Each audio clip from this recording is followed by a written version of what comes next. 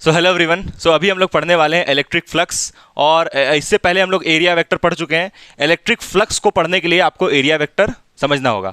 और यहाँ पर हम आपको इलेक्ट्रिक फ्लक्स का सिर्फ फॉर्मूला नहीं लिखवाएंगे, बोर नहीं करेंगे फॉर्मूला लिखवा के, ऐसे समझाएंगे इलेक्ट्रिक फ्लक्स को एकदम आपको मजा आ जाएगा। तो आइए हम लोग स्टार्ट करते हैं इलेक्ट्रिक फ्लक्स को जोरदार टाइप से। तो भाई इलेक्ट्रिक फ्लक्स हेडिंग लिखो, इलेक्ट्रिक फ्लक्स।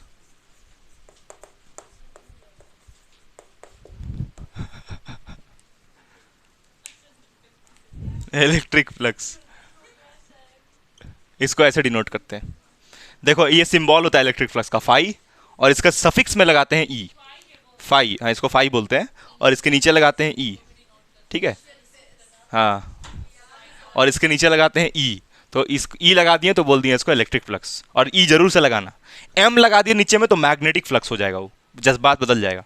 ठीक, अब ये भी एक ऐसा फिजिकल क्वांटिटी है जिसका एसआई यूनिट, ऐसे दो दो बोलना तो गलत है, एसआई यूनिट है इसका, दो दो एसआई यूनिट है, तो दोनों हम बता देंगे। पहले समझ लो ये है क्या electric flux. Electric flux, flux flux flux, इसको देखो समझ समझ सकती हो ऐसे कि तुम जैसे मान लो ये एक पेज है, इस पेज में जैसे अगर इस पेन को हम डालते हैं तो ये पेन, इसको ऐसे देखो फाड़ दिया ना, तो कैसा ये पेन गया है इसके अंदर, परपेंडिकुलर, एकदम सीधा स्ट्रेट। ठीक, एकदम स्ट्रेट गया, नहीं फॉर्मुला शीट नहीं था, स्ट्रेट गया एकदम। तो स्ट्रेट फाड़ रहा है और इससे 90 डिग्री एंगल बना रहा है, तो इसको हम बोलेंगे इलेक्ट्रिक फ्लक्स। जो चीज परपेंडिकुलर पास होता है किसी सरफेस के उसको बोलते हैं इलेक्ट्रिक फ्लक्स। लेकिन इलेक्ट्रिक फ्लक्स नहीं बोलते हैं, आई एम रॉन्ग, फ्लक्स बोलते हैं। ये पेज था, इससे जो ऐसे परपेंडिकुलर पास कर गया उसको बोलते हैं फ्लक्स, एकदम सीधा स्ट्रेट। ठीक, अब जैसे मान लो कि अगर ये ऐसे घुसता, ऐसे घुसता, ऐसे ऐसे घुस जाता, मान लो सपोज करो ऐसे गया टेढ़ा, तो ये इलेक्ट्रिक फ्लक्स नहीं हुआ, फिर एकदम ऐसे सीधा जाना चाहिए परपेंडिकुलर, ऐसे टेढ़ा नहीं घुसना चाहिए। जो टेढ़ा घुसेगा वो फ्लक्स काउंट नहीं होगा, that is not flux. Flux का मतलब होता है कोई ऐसी चीज जो किसी चीज को एकदम परपेंडिकुलर फाड़ते हुए पार हो, 90 डिग्री बनाते हो, ये सबसे जरूरी बात। लेकिन यहां तुमको क्या पढ़ना है, यहां तुमको फ्लक्स नहीं पढ़ना है, इलेक्ट्रिक फ्लक्स। क्या पढ़ना है? Electric flux. इलेक्ट्रिक फ्लक्स का मतलब यह है कि जैसे मान लो यहां से कुछ इलेक्ट्रिक फील्ड लाइंस ऐसे आ रहा है, ये कैसा इलेक्ट्रिक फील्ड लाइन है, यूनिफॉर्म की non uniform? Uniform electric field line. और कैसे जा रहा है? स्ट्रेट जा रहा है, इक्विस्पेस्ड है। यहां पर मान लो कि ये कोई प्लेन शीट ऑफ पेपर था जो अभी तुमको बना के हम दिखाए थे, इससे देखो वो पास कर रहा है, ये इलेक्ट्रिक फील्ड पास कर रहा है। क्या पास कर रहा है? और देखो इस प्लेन शीट से सब जगह एंगल कितना बना रहा है, टेढ़ा कोई पास नहीं हो रहा है। तो जितना यहां से ये सीधा जो पास हुआ, जितना फ्लक्स ऐसे, जितना electric field lines, electric field line है ना ये, जितना इलेक्ट्रिक फील्ड लाइन सीधा पास हुआ उसको हम बोलेंगे इलेक्ट्रिक फ्लक्स। और मान लो कोई इलेक्ट्रिक फील्ड लाइन ऐसे पास होता है, this is not electric flux. ये इलेक्ट्रिक, देखो क्योंकि ये कुछ एंगल बना रहा है थीटा, कुछ थीटा एंगल पे पास हो रहा है, पास तो हुआ लेकिन फाड़ते हुए पास नहीं हुआ। तो इसको थोड़ा ऐसे समझ लो, ऐसे थोड़ा खतरनाक डायग्राम बना देते। देखो ये ऐसे प्लेन प्लेन पेपर था, देखो ऐसे पास किया, यहां पर मार्कर का इंक खत्म नहीं हुआ था ना, यहां पर 3D, ये 3 डायमेंशनल समझाने के लिए ऐसे बनाया जा रहा है कि चीर दिया उसको एकदम खतरनाक टाइप से, चीर दिया मतलब इलेक्ट्रिक फ्लक्स, ऐसे इधर को। अच्छा सुनो सुनो सुनो, this is not electric flux क्योंकि ये प्लेन से पास थोड़ी हुआ है। अब जो ऐसे पास होगा मान लो, this is also not electric flux. तो ऐसा भी बोल सकती है कि जो नॉन यूनिफॉर्म इलेक्ट्रिक फील्ड होता है, ऐसा कोई जरूरी नहीं कि वो फ्लक्स बनाएगा हमेशा यूनिफॉर्म इलेक्ट्रिक फील्ड से। फ्लक्स हमेशा नहीं बोल रहे, लेकिन बन सकता है यूनिफॉर्म इलेक्ट्रिक फील्ड से। कोई उसमें गारंटी नहीं बताया गया कि इलेक्ट्रिक फ्लक्स जो है वो बनता किससे, यूनिफॉर्म फील्ड से कि नॉन यूनिफॉर्म फील्ड से, दोनों से बन सकता है। बस क्लियर कंसेप्ट है कि जो परपेंडिकुलर पास करेगा उससे बनेगा, खत्म बात। जो फील्ड लाइन, कौन सा field line? Electric field lines. जो इलेक्ट्रिक फील्ड लाइन का डिस्कवरी जो फराडे किया था वही वाले के बारे में बात कर रहे हैं। और ये फील्ड लाइन कहां से आ रहा है? और इन्फिनिटी पे कौन होगा? कोई चार्ज होगा, उसी से फील्ड आ रहा होगा। समझ में आ रहा है कि नहीं आ रहा, बताओ आ रहा है समझ में? हाँ। तो अब इसका डिफिनेशन बहुत पूछता है इसका, व्हाट इज इलेक्ट्रिक फ्लक्स। तो इसका डिफिनेशन पूरा चैप्टर में हम लोग जितना पढ़े हैं ना, कूलम्स लॉ ये सब जरूरी नहीं कि आएगा वो सब, लेकिन इसका स्टेटमेंट हमेशा पूछता है, व्हाट इज इलेक्ट्रिक फ्लक्स। जैसे अभी गॉस थ्योरम पढ़ेंगे ना तो उसका भी स्टेटमेंट आता है बोर्ड एग्जाम में हमेशा, तो इसलिए इसके बारे में लिखना बहुत जरूरी है। ठीक है, चलो लिखते हैं, और एकदम करेक्ट डिफिनेशन यही होगा, द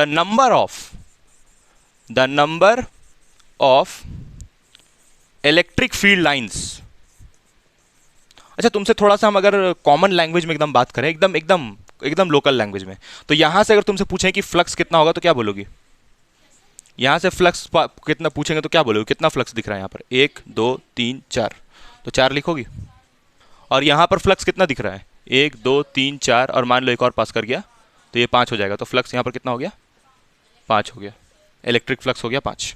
ठीक, तो ऐसे निकाल सकते हैं हम लोग फ्लक्स, लेकिन ये एकदम कॉमन गिन के लिख रही हो, ऐसे गिन के नहीं निकालना है, इसका एक फॉर्मूला भी है फ्लक्स का बहुत इंपॉर्टेंट जो कि है। ठीक है, चलो पहले अब हम काम करते हैं डिफिनेशन पहले। Number of field lines, electric field lines passing passing through a plane of paper, नहीं, passing perpendicular, passing perpendicular to a plane, उसको बोलते हैं फाई ई, यानी कि इलेक्ट्रिक फ्लक्स। कोई डाउट? एनी डाउट बच्चों? बच्चों लग रही बुढ़िया है, बच्चों है ही नहीं, बुढ़िया है सब। 1 2 3 4 5, 1 2 3 4 5, 5 हो गया यहाँ पर। 90 डिग्री बनाना सर, 90 डिग्री, ये बहुत जरूरी, 90 डिग्री। अब ये इलेक्ट्रिक फ्लक्स का अगर फॉर्मूला पढ़ना है, सुनो अरे ये सुनिए इधर सुन, इलेक्ट्रिक फ्लक्स का अगर फॉर्मूला पढ़ना है तो तुमको एरिया वेक्टर आना चाहिए। अभी बताए थे ना स्टार्ट करते हुए, जब स्टार्ट करे थे वीडियो, तो एरिया वेक्टर बहुत अच्छे से आना चाहिए, क्योंकि इसका फॉर्मूला में एरिया वेक्टर आता है, इसका जो फॉर्मूला है ना उसमें एरिया वेक्टर आता है, इसलिए एरिया वेक्टर पढ़ाया गया, क्योंकि इसका फॉर्मूला में एरिया वेक्टर आता है और इसका बहुत रिश्ता है एरिया वेक्टर। समझते हैं क्या रिश्ता है? चलो मिटा देना, ये हो गया, हो गया, हो गया, हो गया। लिखो लिखो लिखो। सर पढ़ाइए ना जल्दी से, जल्दी से कैसे कोई पढ़ा सकता है बताओ? पढ़ाइए ना जल्दी से, बोलना तो अपना वो कॉलेज वाली मैडम को एक बार, पढ़ाइए ना जल्दी से।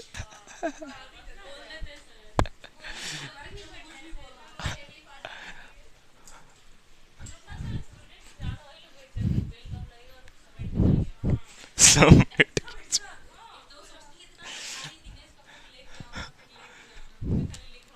वो सोचती होगी क्लास है आज, ऐसे करती हूँ नहीं क्लास से पहले। देखो इलेक्ट्रिक फ्लक्स सुनना, अब नेक्स्ट मेन, अब यहीं से मुद्दा मेन स्टार्ट हो रहा है। यहाँ पर ये जो इलेक्ट्रिक फ्लक्स है उसका फॉर्मूला पे हम लोग बात करने वाले हैं। तो इलेक्ट्रिक फ्लक्स को फाई लिख ले, इसका फॉर्मूला देखो क्या होता है, समझना। ये समझ नहीं आता है, सब डायरेक्ट फॉर्मूला लिख देता है इसका, लेकिन तुमको समझ में आना चाहिए क्योंकि आगे के लिए बहुत काम आएगा ये। Electric field, electric fields component which is perpendicular component, लिख लो इसको। उसके बाद जब समझाया जाएगा तब मत लिखना। Electric fields component which is perpendicular component in plane, या फिर which is perpendicular to the plane, ऐसे भी लिख सकती हो, इनटू सरफेस एरिया। अब देखो यहां पर ध्यान से, यहां पर वही पुराना प्लेन हम बना रहे हैं जो पहले बनाए थे, वही वाला प्लेन है ये जो पहले बनाया गया था, ठीक है। यहां से इलेक्ट्रिक फील्ड लाइंस पास कर रहा है सरफेस के परपेंडिकुलर, है ना। अब ये है क्या बताओ, ये इलेक्ट्रिक फील्ड लाइंस है, ये तो पक्का बात है। एरिया वेक्टर किधर जाए, कैसे जाएगा?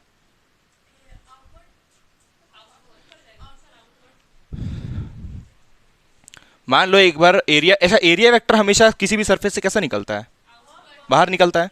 तो इसको हम एरिया वेक्टर ले ले एरिया वेक्टर, एरिया वेक्टर ले ले। अब इलेक्ट्रिक फील्ड को हम कुछ सर्टेन एंगल पे लेते हैं, क्या लेते हैं, मतलब कुछ ऐसा ले लेते हैं। क्या ये फ्लक्स होगा? नो, क्योंकि फ्लक्स अगर होता तब तो ऐसे सीधा पास करना चाहिए था, ये तो कुछ एंगल थीटा पे पास कर रहा है। तो यहां पर चलो कुछ हम एंगल ले रहे हैं थीटा, और ये थीटा एंगल किसके साथ बना रहा है, इसके साथ, एरिया वेक्टर के साथ। यहां तो कोई दिक्कत है? एरिया वेक्टर ऐसे क्यों बनाया गया, समझ में आया? क्योंकि एरिया वेक्टर हमेशा आउटवर्ड निकलता, बाहर निकलता है, ठीक। तो ये ठीक बनाना नहीं, फिर ऐसे बनाना सही नहीं रहेगा, क्योंकि ये एरिया वेक्टर पीछे से थोड़ी आता है, एरिया वेक्टर से बाहर निकलता है ना, ठीक है। तो इसको ऐसे बना सकती हो। कौन कौन कौन कौन कौन? ये इलेक्ट्रिक फील्ड लाइन पास करवाए हैं। और एरिया वेक्टर देखो, एरिया वेक्टर जो है ना वो एक्चुअल चीज नहीं है, रियल चीज नहीं है। रियल चीज यहाँ पर कौन है? Electric field lines. क्योंकि एरिया वेक्टर तो हम लोग ये समझते हैं कि जो चीज परपेंडिकुलर हो उसको एरिया वेक्टर बोलते हैं। तो ये एरिया वेक्टर बना लिया गया, इसमें कोई दिक्कत नहीं होगा। अब ये electric field line certain angle theta पे है, तो अगर इधर थीटा बन रहा है तो इधर इसका कंपोनेंट कौन सा होगा, और इस तरफ परपेंडिकुलर में ई साइन थीटा। यहां तो कोई दिक्कत है? फिर से समझाएं।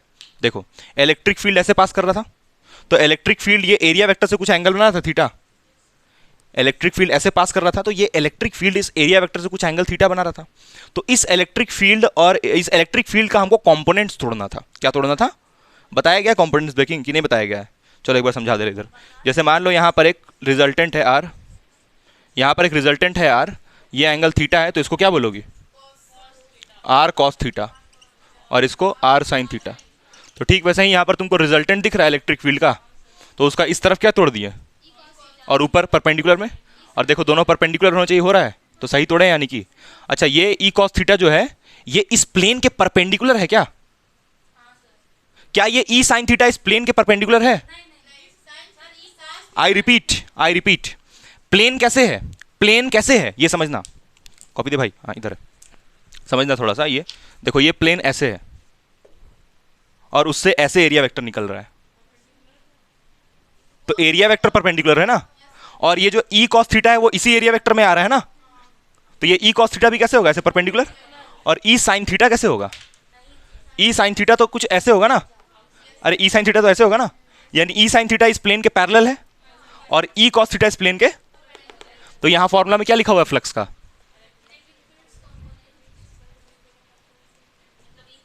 मतलब यहां पर क्या लेना पड़ेगा, ई कॉस थीटा लेना पड़ेगा। अब पैरेलल वाला क्यों नहीं लेते हैं, पैरेलल वाला क्यों नहीं लेते हैं? अरे क्योंकि फ्लक्स निकालना है ना, पैरेलल वाला से फ्लक्स थोड़ी बनता है, जो इलेक्ट्रिक फील्ड परपेंडिकुलर होता है उससे ना फ्लक्स बनता है। समझ में आ रहा है क्या बोल रहे हैं? हाँ, तो यहां पर अगर तुम यहां पर लिखना फ्लक्स निकालना चाहती हो तो क्या लिखोगी, पहले लिखोगी ई कॉस, उसके बाद यहां क्या लिखा हुआ है, तो इसका सरफेस एरिया जो देखो, इस एरिया को तुम एस भी लिख सकती हो, एस लिखे है ना हर जगह, तो ऐसे ही लेके चलो एरिया वेक्टर को, ठीक है। तो यहां पर ये जो सरफेस एरिया है क्या होगा, वो डेल्टा एस लिखते हैं। अरे एस भी लिख सकती हो, कोई दिक्कत नहीं है, डेल्टा एस मत लिखो, लो एस लिखो, एस लिखो चाहे डेल्टा एस लिखो, दोनों का मतलब क्या होगा, सरफेस एरिया। ये समझ में आया कि यहां पर परपेंडिकुलर वाला क्यों लिया गया, क्यों लिखा हुआ ये, क्योंकि परपेंडिकुलर वाला ही कंपोनेंट से फ्लक्स बनेगा ना, ये पैरेलल वाला से थोड़ी फ्लक्स बनेगा। फ्लक्स का मतलब होता है वो इलेक्ट्रिक फील्ड जो परपेंडिकुलर पास करे, पैरेलल थोड़ी। आया समझ में नहीं आया, बोलो आया। हाँ, तो इसीलिए ई कॉस थीटा लेते हैं यहां पर फ्लक्स का फॉर्मूला में, इसीलिए ई कॉस थीटा आता है, क्योंकि ई कॉस थीटा से ही फ्लक्स बनेगा, क्या है कि नहीं। हाँ, तो यानी कि फ्लक्स का फॉर्मूला तुमको क्या मिल गया, ई डेल्टा एस कॉस थीटा या फिर ई एस कॉस थीटा। तो ये फ्लक्स कैसा क्वांटिटी हुआ, स्केलर की वेक्टर, स्केलर क्वांटिटी। और हम लोग इसको काउंट भी तो कर रहे थे, 1 2 3 4 तो गिन रहे थे आलू के जैसा, 1 आलू 2 आलू 3 आलू, तो स्केलर क्वांटिटी नहीं हुआ, बताओ। और यहां देखो क्या आ रहा है, तो यहां में कौन सा प्रोडक्ट होगा, डॉट की क्रॉस, तो इसलिए यहां पर स्केलर क्वांटिटी देखो प्रूव भी हो गया स्केलर है, क्योंकि कॉस थीटा आ रहा है अपने आप। कैसे आया वो भी समझा दिए। तो ऐसे ही फिजिक्स नहीं बनाया जाता है, बहुत सारा उसके पीछे रीजन होता है कि कॉस थीटा यहां कैसे आया। तो यानी कि इसको हम क्या लिख सकते हैं वेक्टर फॉर्म में, तुम बताओ मोटी। सर ये मोटी कौन है, अनअकैडमी में पूछेगा। ई वेक्टर एस वेक्टर, और इसको खोलोगी तो क्या आ जाएगा, ई एस कॉस थीटा। तो ये फॉर्मूला एकदम दिल से याद रखो, E S cos theta, where S is surface area, surface area, ठीक। और अगर एस वेक्टर लिख देंगे तो एरिया वेक्टर हो जाएगा। समझ में आ रहा है कि नहीं आ रहा, बताओ। नहीं आ रहा है, एस वेक्टर का मतलब एरिया वेक्टर, और जब सिर्फ एस लिखा रहेगा तो सरफेस एरिया। तुम बचपन से पढ़ रही थी Surf area is a scalar quantity, area is a scalar quantity, यहाँ एक नया चीज आ गया, एरिया वेक्टर। आया यहाँ तक समझ में। अब इसका एसआई यूनिट और ये सब पे डिस्कशन करें, फिर क्लास को ओवर करते हैं। लिख लो ये जल्दी से लिखो, यहाँ तक आया समझ में, बोलो। समझ में आना बड़ा इंपॉर्टेंट है। हाँ लिखो, छापो कि ये 8 से 4 पढ़ा डायरेक्ट एकदम लगातार, एक दिन, फिर दूसरा दिन भी, तीसरा दिन भी, फिर हम अपना कुछ काम दूसरा करते थे 12th के बाद, पास आउट होने के बाद। तो वो लोग लेकिन एकदम पूरा खतरनाक डेडिकेशन से पढ़ रहा था, तो बताया कि ये लाइब्रेरी जाते हैं, है ना। तो फिर 2-3 दिन तो ठीक रहा, 1 हफ्ता तक ठीक पढ़ा, फिर उसके बाद फिर वैसा ही हो गया। फिर वो 4 बजे से 2 बजे तक हो गया। फिर बीच में गेम भी आ गया कि अरे 4 बजे तक पढ़ते हैं, बोर हो जाते हैं, बीच में 1 घंटा कुछ खेल लेंगे फिर 1 घंटा कुछ खा लेंगे। ऐसे करते करते करते करते फिर वो टाइम रिड्यूस होते होते 3 घंटा हो गया। उसके बाद लास्ट में फिर लोग से जेईई मेंस निकला नहीं, फिर प्रिपरेशन छोड़ दिया।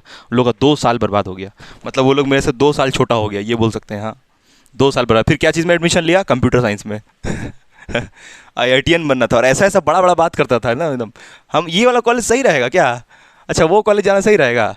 उसके बाद फिर क्लियर नहीं हुआ मेंस का, क्योंकि लोग टाइम बहुत वेस्ट करता था। और हाँ, किताब एक भी नहीं खरीदा था, सबसे बड़ा दिक्कत।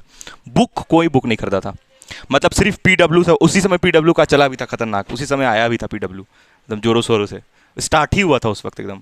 मतलब एक ही बस बैच लॉन्च किया था, तो वही वाला बैच लोग खरीद लिया था, और उसी से देखता था वीडियो, लेकिन घर जाके कुछ नहीं पढ़ता था। बुक भी नहीं खरीदा था। जो PW में सॉल्व करवा रहा है वीडियो में, उस समय तो मॉड्यूल भी नहीं होता था, तो जो सॉल्व करवा रहा है वीडियो में उसी को कर रहा है, सोच रहा निकल जाएगा जेईई मेंस, नहीं निकला। आया कितना, 35% आया, मतलब ओवरऑल तीनों सब्जेक्ट का मिला करके, समझी। तो वही क्या है कि कुछ कुछ वही सब बुक और ये सब में फॉल्ट होने की वजह से, और मतलब तुरंत डिसीजन चेंज करने की वजह से। तो अगर तुम भी तुरंत डिसीजन चेंज करती हो तो बहुत मुश्किल है फिर कुछ करना। हाँ बोलो। हाँ सीधा जाएगा तब। हाँ तब ब्रेक करने की जरूरत नहीं पड़ेगा। यहाँ पर ये इसलिए समझाया गया कि अगर इलेक्ट्रिक फील्ड ऐसे जाएगा तब क्या करना पड़ेगा, तब उसको कंपोनेंट ब्रेक कर लो और उस कंपोनेंट को लो जो परपेंडिकुलर हो, समझी? इसलिए ये चीज़ बताया गया। सीधे वाला जाएगा ऐसे जाएगा जो, उसको नहीं लेना है, बस इधर वाला को लेना है, क्योंकि मेरे पास फिजिक्स में वो चीज़ है ना कि ब्रेकिंग कर सकते हैं कंपोनेंट्स का। चलो अब इस फॉर्मूला को लिखने का एक और तरीका समझना। ये कैसा फिगर था? प्लेन फिगर था ना। अब यहाँ पर एक हम और प्लेन ही फिगर बना रहे हैं, और जैसे मान लो कि कुछ ऐसा कोई ऐसा सरफेस है मान लो, अभी इंटीग्रेशन के भी फॉर्म में लिखेंगे उसको। यहाँ पर एक ऐसा ये है सरफेस एरिया, ठीक है। अब यहाँ पर हम क्या कर रहे हैं, एक छोटा सा एरिया काट रहे हैं यहाँ पर, फिर एक छोटा सा एरिया यहाँ पर काट रहे हैं, फिर एक छोटा सा एरिया यहाँ पर काट रहे हैं, यहाँ पर काट रहे हैं, यहाँ पर सबसे क्या निकलेगा? एरिया वेक्टर निकलेगा ढेर सारा। डीएस डीएस डीएस डीएस, नहीं समझी? डीएस क्यों बोल रहे हैं? क्योंकि छोटा छोटा एरिया काट रहे हैं। और इसको फॉर्मूला इसका क्या लिखेंगे अब जब फ्लक्स निकालेंगे यहाँ पर, तो क्या लिखेंगे उसको? Electric flux. कैसे निकालेंगे इलेक्ट्रिक फ्लक्स? समेशन, जोड़ेंगे ना सारा का। इसका फ्लक्स निकालेंगे, जोड़ेंगे, इसका भी फ्लक्स निकालेंगे, इसका भी सबका फ्लक्स निकाल के जोड़ेंगे। तो मान लो कि पहले इस वाले का फ्लक्स लिखना है, तो इस वाले का फ्लक्स क्या लिखोगी? E dot D S one, क्योंकि ये मान लो फर्स्ट है, ये सेकंड है, ये थर्ड है, और ये फोर्थ है, और ये 5 है। समझ में आ रहा है ये क्या बता रहे हैं? नहीं समझ में आ रहा? दोबारा बताएं एक बार फिर से। क्या? यहाँ इलेक्ट्रिक फील्ड हुआ इसका मतलब। अच्छा इलेक्ट्रिक फील्ड सबका क्या होगा? सेम होगा, इसलिए इलेक्ट्रिक फील्ड को ई लिए। इस वाले का भी इलेक्ट्रिक फील्ड क्या होगा? ई और dot D S two plus ई dot D S three dot dot dot dot dot कहाँ तक जाएगा? डी एस एन तक जाएगा। अब इसको हम लोग क्या लिखेंगे? समेशन के फॉर्म में लिखेंगे। देखो जब भी जोड़ते हैं ना तो मैथ्स में इसको बोल देते हैं समेशन। इतना कौन लिखते रहेगा, इसलिए इसको हम लोग ऐसे लिख देते हैं समेशन। कहाँ से स्टार्ट कर रहे हैं?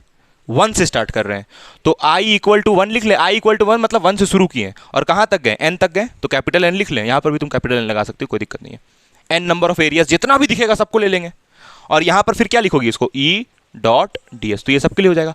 लेकिन ये बड़ा अजीब है, इसके जगह पे इतना समीशन अजीब दिखेगा एकदम, इसीलिए हम लोग नया फॉर्मूला लेके आए और इंटीग्रेशन के टर्म में लिखे। फिर उसको ऐसे देखो देखो देखो ऐसे। अब हम मुद्दे पे आते हैं। इंटीग्रेशन क्लोज नहीं लिखने का जरूरत है, इंटीग्रेशन ई डॉट डी एस, ऐसे लिख लें फिर फॉर्मूला को। इस समेशन को हटा के क्या लगा लिए, और बस यहाँ इंटीग्रेशन का लिमिट्स बता देंगे कि कहाँ से कहाँ तक इसको जोड़ना है, काम हो जाएगा। समझ रही हो? ऐसे कब लिखेंगे तब। तो यानी कि फ्लक्स का एक और फॉर्मूला मिल गया इंटीग्रेशन के टर्म में। अच्छा यहाँ पर ना इंटीग्रेशन को हम लोग ऐसे ही नहीं लिखे, इसमें गोला बना देंगे, क्योंकि ये जो एरिया रहेगा ये सब तरफ से बंद है ना, खुला हुआ कहीं से थोड़ी है। दिख रहा है कहीं से टूटा हुआ एरिया, आधा बीच बीच में ब्रेक है ना है, आधा यहाँ खोखला है, फिर बना हुआ है, फिर खोखला है, वैसा रहता है क्या? नहीं, पूरा एरिया एकदम यूनिफॉर्म होता है, कहीं पर एरिया गैप थोड़ी हो, गड्ढा थोड़ी रहता है इसमें। तो ये क्लोज्ड एरिया है, क्लोज्ड एरिया, क्लोज्ड सरफेस लिख लो, क्लोज सरफेस। क्लोज्ड एरिया मत लिखो यार, क्लोज सरफेस लिखो, सब तरफ से बंद होना चाहिए ये सरफेस, तब ना उसे इलेक्ट्रिक फील्ड लाइन यूनिफॉर्म जाएगा सब तरफ से। तो खैर अभी तुम ऐसा ऐसा ही फॉर्मूला याद रखो कि हाँ ऐसे भी निकालते हैं। अच्छा इसको किसके बराबर लिखोगी और बताओ, इसको और किसके बराबर लिखोगी? डीएस वेक्टर, और उसी में क्या लगा दी?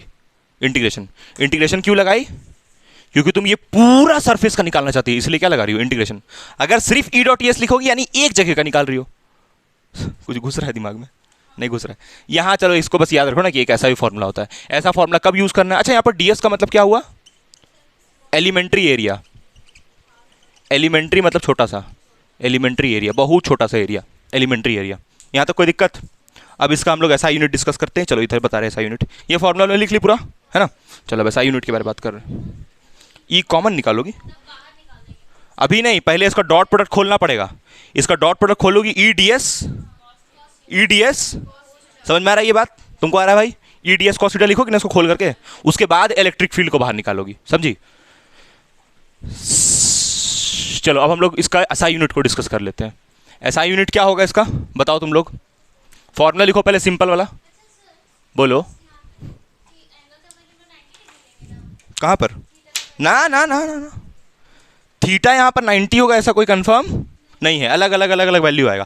अच्छा यहाँ पर ये जो कॉस थीटा रहेगा, चलो उसको तो पता ही नहीं। यहाँ फॉर्मूला क्या लिखते हैं? ई डॉट, ये जनरल फॉर्मूला हुआ ना, ये जनरली यही लिख रहे हैं ना हम लोग।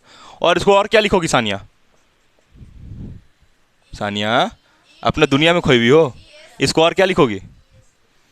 ई एस कॉस थीटा, उसको पता ही नहीं चला पूछ क्या रहे हैं।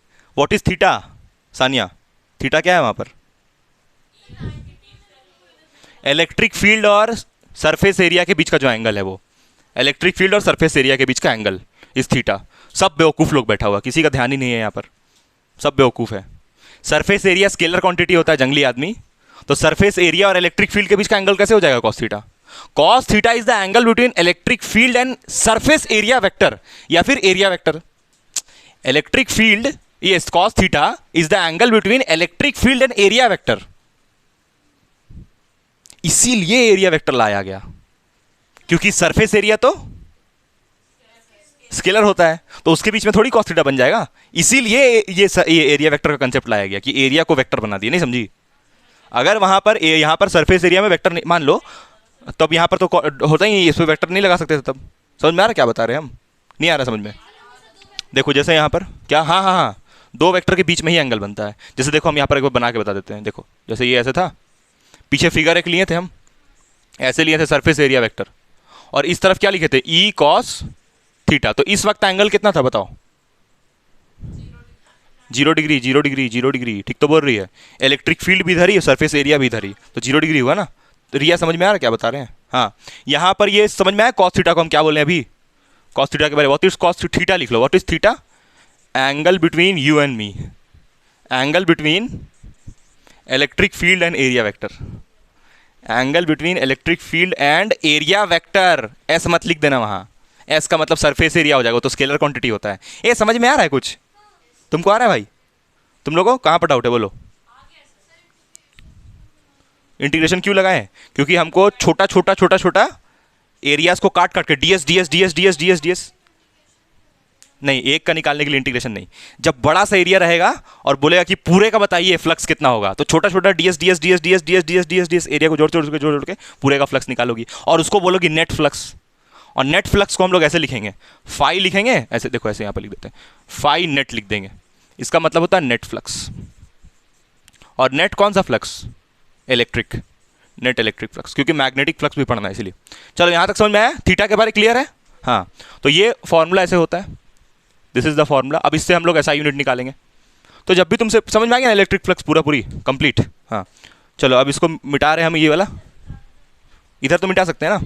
नहीं, ये तो मिटा सकते हैं ना? अच्छा, ये भी नहीं बनाई हो, ये तो नहीं मिटा बनाई। चलो ऊपर वाला मिटा देते हैं, लिखो जल्दी से तुरंत 2 मिनट में। किस वाले केस में? मैक्सिमम, और हाँ यहाँ पर मैक्सिमम आएगा क्योंकि cos 0 1 होता है, cos 0 1 आएगा ना यहाँ पर, तो ई एस आ जाएगा, तो ई एस मैक्सिमम हुआ ना। समझ में आया तुमको क्या बोले हम? क्या बोले बताओ? हाँ, थीटा 1 होगा, cos 1 डिग्री, cos 1 डिग्री हट जाए, हम ही को हटा दे रहे। हाँ, थीटा का वैल्यू 1 हो जाएगा। देखो थीटा का वैल्यू 1 हो जाएगा, इसका लैंग्वेज समझ रही हो? थीटा का वैल्यू 1 हो जाएगा, यानी cos 1 डिग्री निकालेगी ये। cos 1 डिग्री तुम निकाल भी नहीं पाओगी, और तुम एलिजिबल भी नहीं हो निकालने के लिए, क्योंकि तुम्हारा मैथ्स नहीं है, इसलिए तुम cos 1 डिग्री निकालने के लिए एलिजिबल भी नहीं हो। तुम सिर्फ 0 डिग्री और 90 डिग्री बता सकते। cos, हाँ हाँ ऐसा बोलो, cos 0 डिग्री पे थीटा का वैल्यू 1 हो जाएगा। cos 0 डिग्री पे थीटा का वैल्यू 1 हो जाएगा। गजब। बोलो फिर से एक बार साफिया, मज़ा आ रहा है? फिर से। अरे जब थीटा 0 डिग्री होगा, थीटा 0 डिग्री होगा, तब कॉस का वैल्यू 1 आ जाएगा, ऐसे बोलो। थीटा को सर जब हम लोग 0 डिग्री लेंगे तो कॉस का वैल्यू 1 आएगा, विच इज़ मैक्सिमम। तो उस केस में यस आएगा answer, which is maximum flux passing through the plane surface. समझ में आया कि नहीं आया? हाँ चलो, अब हम लोग इसका ऐसा यूनिट निकालते हैं। मिटा दे इसको, मिटा दे। नहीं तो लिखो ना जल्दी तब। अब इसका ऐसा यूनिट बस, तो इसको क्या लिखोगी फ्लक्स को? ई S cos theta. Electric field का यूनिट क्या होता है? Newton coulomb inverse. Surface area का यूनिट तुम बताओ, चश्मा तुम बताओ, सरफेस एरिया का यूनिट? हाँ, मीटर स्क्वायर, क्योंकि एरिया लेंथ इनटू ब्रेथ होता है ना, तो मीटर स्क्वायर होगा। कॉस थीटा का यूनिट डायमेंशन लेस होता है ना, उसका यूनिट क्या है होगा? ठीक है, तो इसका फ्लक्स का यूनिट क्या आ गया, newton coulomb inverse metre square, खत्म है। तो रेडियन में, वो रेडियन क्या होता है उसका, रेडियन वो ऐसा यूनिट होता है उसका, ऐसा यूनिट। तो क्या है तब वो रेडियन, रेडियन उसको मेजर करने का दूसरा तरीका है, रेडियन को, एंगल को मेजर करने का एक और तरीका है वो। जैसे रेडियन जो होता है उसको क्या लिखती हो, पाई लिखती हो, 180 डिग्री लिखती हो, तो वो एंगल हुआ ना, वो तो मेजर करने का तरीका, उसको दूसरा नाम दिया बस एक, समझी। वो है नहीं, वो तो एंगुलर फ्रीक्वेंसी होता है। खैर उसके बारे में बाद में बताएंगे, उसको छोड़ो। अब इसका यूनिट और एक और क्या आएगा बताओ, एक और यूनिट क्या आएगा, सो कौन बताएगा, उसको चॉकलेट मिलेगा। ये फ्लक्स का एक यूनिट हुआ, एक और यूनिट होगा फ्लक्स का। हाँ वेरी गुड, चलो तुमको चॉकलेट मिलेगा अगले क्लास में। वोल्ट मीटर इनवर्स लिखेंगे पहले, क्योंकि इलेक्ट्रिक फील्ड का एक और यूनिट बताए थे ना, ये भी होता है। और फिर एस का क्या होगा, मीटर स्क्वायर, तो कितना आ जाएगा, वोल्ट मीटर, वोल्ट मीटर आएगा ना सिर्फ। हाँ, तो एक यूनिट हुआ फ्लक्स का ये वाला, और एक ये वाला, दो यूनिट हुआ फ्लक्स का, है हंसते रह रहे खाली इसमें, ये फ्लक्स का यूनिट है, उसमें हंसने का क्या बात है तो यहाँ पर एक ऐसा यूनिट आया फ्लक्स का, newton coulomb inverse metre square, और एक और ऐसा यूनिट होता है फ्लक्स का, वोल्ट मीटर, वोल्ट मीटर, दो यूनिट होता है हो गया ना, ये समझ में आया। चलो बस इतना ही है फ्लक्स में। अब नेक्स्ट क्लास में न्यूमेरिकल बनाना है इसके ऊपर। एरिया वेक्टर याद रखना हमेशा आउटवर्ड नॉर्मल, मतलब किसी भी सरफेस से ऐसे बाहर ही निकलेगा एरिया वेक्टर, ये बात याद रखना हमेशा। चलो बाय बाय।